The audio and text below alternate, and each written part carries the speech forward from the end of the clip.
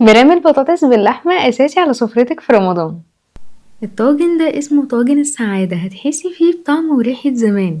تقدري تعمليه لفطار رمضان وكمان في العزومات. هنسلق اللحمة في مية وبصل، والبهارات دي هكتبها لكم في الكبش. هنسيبها ساعة على الأقل عشان تتسلق كويس. في البولة هنحط بصلة متقطعة حلقات رفيعة وحوالي 6 فصوص من الثوم، وننزل عليهم بالبهارات دي هكتبها لكم في الكبش. هندعكم كويس جدا مع البصل وننزل عليهم بالشبت والبقدونس ومعلقتين كبار من الزبدة ومعلقتين زيت، ونقلب كله مع بعض وننزل على الخلطة دي بالبطاطس ونقلب كويس. هنجيب طاجن وندهنه بالزبدة كويس جدا من كل الجوانب، ونبتدي نوزع فيه البطاطس طبقات فوق بعض، ونعصر 4 طماطمات ومعلقتين كبار صلصة وكوباية شوربة ونقلب كله مع بعض. نبتدي نرص اللحمة فوق البطاطس وننزل عليهم بعصير الطماطم. هنغطي الطاجن بورق من الزبدة وفوقيه ورق فويل.